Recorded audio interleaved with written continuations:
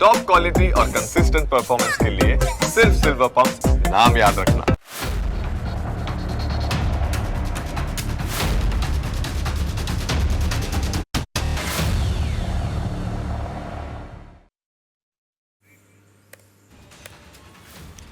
નમસ્કાર, હું Janak Dave. Full stop news analysis પ્રોગ્રામમાં આપનું સ્વાગત છે.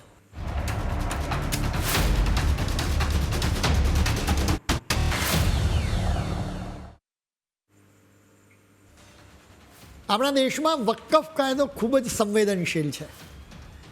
સોમવારે સુપ્રીમ કોર્ટે આ કાયદાના મામલે મહત્વનો આદેશ આપ્યો. અદાલતે સરકાર અને મુસ્લિમ સમુદાયની વચ્ચે બેલેન્સ જાળવવાની કોશિશ કરી છે. અદાલતે સમગ્ર વકફ સુધારા કાયદા પર સ્ટે મૂકવાની ના પાડી દીધી છે. એટલે કે એક રીતે એ સરકારની જીત છે. તો બીજી તરફ આ કાયદાની કેટલીક જોગવાઈઓ પર સ્ટે મૂકવામાં આવ્યો છે. આખરે એ સમજવું જરૂરી છે કે સુપ્રીમ કોર્ટના આદેશથી કોણે ખુશ થવા જેવું છે અને કોણે નાખુશ થવાનું છે. સુપ્રીમ કોર્ટે આ કાયદાની મહત્ત્વની એક જોગવાઈ પર સ્ટે મૂકવાની ના પાડી દીધી છે. આ જોગવાઈમાં વકફ બાય યુઝરના ખ્યાલને નાબૂદ કરી દેવામાં આવ્યો છે. વકફ બાય યુઝર શું છે એ તમારે સમજવું જરૂરી છે. એનાથી ખ્યાલ આવશે કે કોંગ્રેસની સરકારોએ કેવી રીતે એકદમ છૂટછાટ આપી હતી. માની લો કે મુસલમાનો લાંબા સમયથી કોઈ પ્રોપર્ટીનો ધાર્મિક કે ચેરિટી માટે ઉપયોગ કરતા હોય તો એને વકફ કહેવાય. પછી ભલે ને એ કોઈ પણ જાતના દસ્તાવેજો તેમની પાસે ન હોય. ટૂંકમાં વકફ બાય યુઝર એટલે કે વકફ બોર્ડની પાસે રહેલી એવી મિલકત કે જેના તેની પાસે કોઈ જાતના દસ્તાવેજ નથી. જોકે આ નવા કાયદામાં એક અપવાદનો ઉમેરો કરવામાં આવ્યો છે. નવા કાયદા મુજબ વકફ બાય યુઝરની જોગવાઈ વિવાદાસ્પદ મિલકત કે સરકારી જમીનને લાગુ નહીં થાય. સુનાવણી દરમિયાન અરજી કરનારાઓ તરફથી કપિલ સિબ્બલે દલીલ કરી હતી કે વકફ બાય યુઝર એ ઇસ્લામનો ખાસ ભાગ છે. તેમણે એવી પણ દલીલ કરી હતી કે સમસ્યા એ છે કે જો કોઈ વકફ પ્રોપર્ટી 3000 વર્ષ પહેલાં બનાવવામાં આવી હોય તો સરકાર એના પણ દસ્તાવેજો માંગી શકે છે. સિનિયર એડવોકેટ અભિષેક સિંઘવીએ પણ અરજી કરનારાઓ તરફથી હાજર રહ્યા હતા.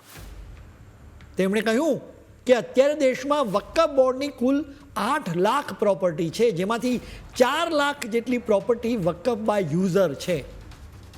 એક તબક્કે ચીફ જસ્ટિસે તેમને અટકાવીને કહ્યું કે અમને કહેવામાં આવ્યું છે કે દિલ્હી હાઈકોર્ટ પણ વકફની જમીન પર બની છે. અમે નથી કહેતા કે તમામ વકફ બાય યુઝરની માલિકી ખોટી છે, પરંતુ તેમની ચિંતા સાચી છે. વકફ કાયદામાં સુધારા કરીને કલેક્ટરને તપાસ કરવાનો આદેશ આપવામાં આવ્યો હતો. મુસલમાનોને એની સામે વાંધો હતો. કેન્દ્ર સરકારે સુધારો કરીને એક જોગવાઈ ઉમેરી. એ મુજબ જો કોઈ મિલકત સરકારી જમીન પર છે કે નહીં એની કલેક્ટર તપાસ કરે તો એ તપાસ દરમિયાન એને વકફની સંપત્તિ ન માની શકાય.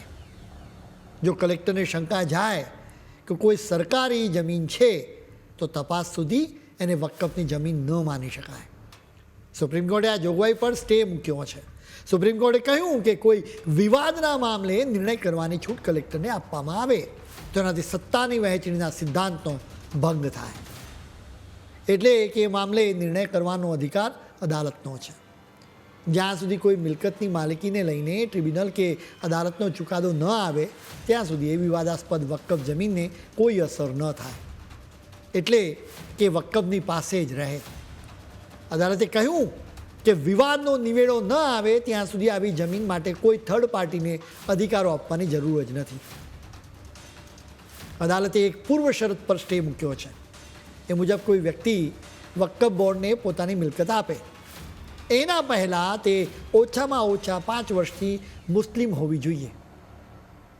સુપ્રીમ કોર્ટે કહ્યું કે જ્યાં સુધી રાજ્ય સરકારો આવી યોગ્યતા નક્કી કરવા માટે નિયમો ન બનાવે ત્યાં સુધી આ જોગવાઈનો મનફાવે એમ ઉપયોગ થશે. વકફ બોર્ડે હિન્દુઓની મિલકતો ન પચાવી એટલા માટે જ આ જોગવાઈ ઉમેરવામાં આવી છે. સુપ્રીમ કોર્ટે વકફ બોર્ડમાં બિન મુસ્લિમ સભ્યોની નિમણૂક પર નિયંત્રણો મૂક્યા છે. અદાલતે આદેશ આપ્યો છે કે કેન્દ્રીય વક્ફ બોર્ડમાં બિન મુસ્લિમ સભ્યોની સંખ્યા 4થી વધારે ન હોવી જોઈએ. અદાલતે રાજ્યોના વક્ફ બોર્ડ માટે પણ આવી જ લિમિટ નક્કી કરી છે. સુધારા કાયદામાં એક જોગવાઈથી મુસલમાનો નારાજ થયા હતા. આ જોગવાઈ મુજબ બિન મુસ્લિમ વ્યક્તિ રાજ્યના વક્ફ બોર્ડના CEO બની શકે છે. અદાલતે એના પર સ્ટે મૂક્યો નથી. અલબત્ત એટલું જરૂર કહ્યું હતું કે જ્યાં સુધી શક્ય હોય ત્યાં સુધી કોઈ મુસ્લિમની નિમણૂક કરવી જોઈએ. આપણા દેશમાં બધા જ લોકો જાણે છે કે વક્ફ બોર્ડ હિન્દુઓની જમીન, દુકાનો અને મકાનો પચાવી પાડે છે. બલકે આપણા દેશમાં 1950ના દશકના અંતથી જ વક્ફ બોર્ડની દાદાગીરીની વિરુદ્ધ નીચલી અદાલતોમાં કેસ આવવાના શરૂ થઈ ગયા હતા. ધીરે ધીરે આ કેસો સુપ્રીમ કોર્ટમાં પણ પહોંચ્યા હતા. હા, ક્યારેક વક્ફ કાયદાની વિરુદ્ધમાં અદાલતે ઓબ્ઝર્વેશન્સ આપ્યા છે, એટલે કે ટિપ્પણી કરી છે. હિન્દુત્વવાદી સંગઠનો કહે છે કે અદાલતે ક્યારેય ગળું ખોખારીને કહ્યું નથી કે વક્ફ બોર્ડની દાદાગીરી પર ફૂલ સ્ટોપ મૂકવા માટે કાયદામાં ફેરફાર કરવાની જરૂર છે. જાણીતા લેખક આનંદ રંગનાથન કહે છે કે અદાલતને આજ દિન સુધી વક્ફ કાયદામાં કશું જ અન્યાયપૂર્ણ લાગ્યું જ નથી. અદાલતને આ કાયદો સાંપ્રદાયિક પણ લાગ્યો નથી. કોઈ એક ધર્મના ગણ્યા ગાંઠા લોકોને આખા દેશની વિશાળ જમીન પચાવી પાડવાનો અધિકાર આપવામાં આવે એ કોઈ પણ રીતે સહન ન કરી શકાય. હા, તો એ છે કે વક્ફ બોર્ડને ધાર્મિક મિલકતોના સર્વે માટે સરકારી તિજોરીમાંથી હજારો કરોડો રૂપિયા આપવામાં આવે છે. એ તિજોરીમાં તમારી મહેનતના જ રૂપિયા રહેલા છે.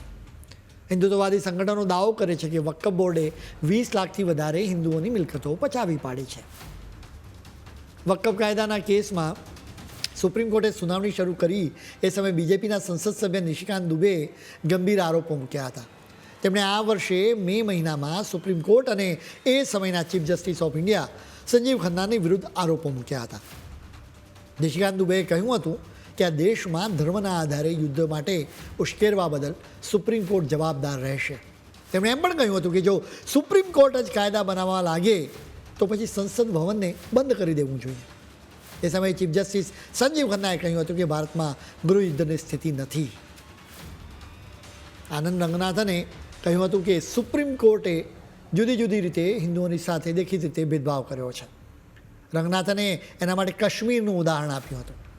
ભારત સરકારે કલમ 370ને નાબૂદ કરી દીધી, જેનો મામલો સુપ્રીમ કોર્ટમાં પહોંચ્યો હતો.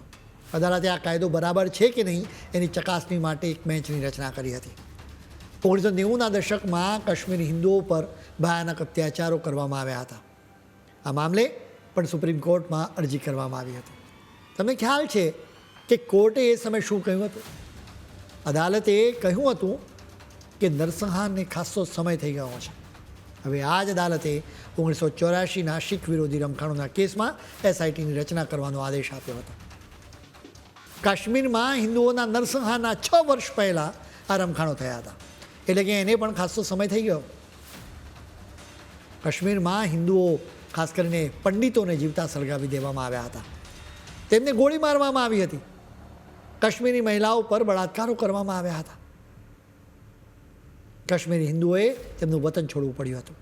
આ હિન્દુઓને ન્યાય માટેની છેલ્લી બારી પણ સુપ્રીમ કોર્ટે બંધ કરી દીધી હતી.